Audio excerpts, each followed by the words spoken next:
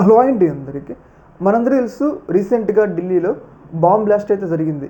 ఈ బాంబ్ బ్లాస్ట్లో పాల్గొన్న వ్యక్తి ఎవరు అంటే ఉమర్ నబీ అని చెప్పేసి అల్ఫా యూనివర్సిటీకి సంబంధించిన ఒక డాక్టర్ అనమాట. అయితే ఈ డాక్టర్ ఎవరు, ఇతని వెనుక ఇంకేమైనా ఉగ్రవాద సంస్థలు ఉన్నారా, లేకపోతే ఈయనే సొంతగా ఉగ్ర కార్యకలాపాలు చేసిండని చెప్పేసి ఢిల్లీ పోలీసులు అలాగే ఎన్ఐఏ అధికారులు ఇన్వెస్టిగేషన్ అయితే చేస్తూ ఉన్నారనమాట. అయితే ఈ ఇన్వెస్టిగేషన్లో భాగంగా పోలీసులకి కొన్ని సంచలనమైన నిజాలు అయితే తెలిసినాయి అనమాట. ఆ నిజాలు ఏంటి అంటే, ఈ ఉమర్ నబీ అనే వ్యక్తి ఢిల్లీ పేలుల్లో పాల్గొన్నప్పుడు వాడిన కారు ఏంటి అంటే I-20 కార్ అనమాట.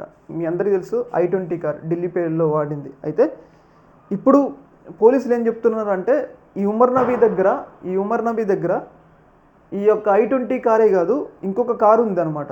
ఆయన పేరు మీద ఇంకొక కారు ఉంది. ఆ కారు ఏంటి అంటే ఫోర్డ్ కారు, నెంబర్ వచ్చేసి DL10CK0458 అనే నెంబర్ కారు ఉంది కదా, ఆ కారును కూడా ఉమర్ నబీ అనే వ్యక్తి వాడిండనమాట.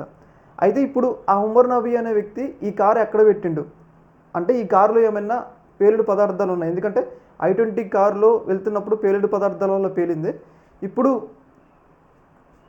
ఈ ఫోర్డ్ కారులో కూడా ఏమన్నా పేలుడు పదార్థాలు పెట్టి దీన్ని ఎవరైనా హ్యాండిల్ చేస్తున్నా అంటే ఈ కారులో కూడా ఎవరైనా సూసైడ్ బాంబర్ ఉన్నారా అని చెప్పేసి పోలీసులు అయితే డౌట్లు అయితే వ్యక్తపరుస్తున్నారన్నమాట. అందులో భాగంగా పోలీసులు ప్రధానంగా మీడియా ముఖంగా ఇచ్చిన సమాచారం ఏంటి అంటే ఈ నెంబర్ కారు ఫోర్డ్ కారు అలాగే DL10CK0458 అని చెప్పేసి నెంబర్ ఉంది కదా, ఆ నెంబర్ కారు హర్యానా, ఢిల్లీ, ఉత్తరప్రదేశ్ రాష్ట్రాల్లో ఎక్కడ కనిపించినా కానీ వెంటనే సమాచారం ఇవ్వాల్సిందిగా ప్రజలకి పోలీసులు అయితే కొన్ని సూచనలు ఇచ్చారు. ఎందుకంటే ఈ కారులో కూడా పేలుడు పదార్థాలు ఉండడానికి అవకాశం ఉంటుంది. ఎందుకంటే ఇది ఒక ఉగ్రవాది కారు కాబట్టి దీంట్లో ఏమన్నా కూడా పేలుడు పదార్థాలు పెట్టి మళ్ళీ ఏమన్నా బ్లాస్టింగ్ చేయడానికి ప్లాన్ గీస్తున్నారా అన్న అనుమానాలు అయితే పోలీసులు అయితే వ్యక్తమైతే చేస్తున్నారు. చూడాలి మరి సమాచారం వస్తుందా, పోలీసులు ఆ కారును పట్టుకుంటారు లేదు. ఏదేమైనా కానీ మన దేశంలో ఉండుకుంటూ మన దేశానికి తీవ్ర స్థాయిలో ఉగ్ర కార్యకలాపాలు చేసి మన దేశాన్ని నష్టపరచాలని చెప్పేసి చూస్తున్నారని చెప్పేసి మనకైతే క్లియర్గా అర్థమవుతుంది.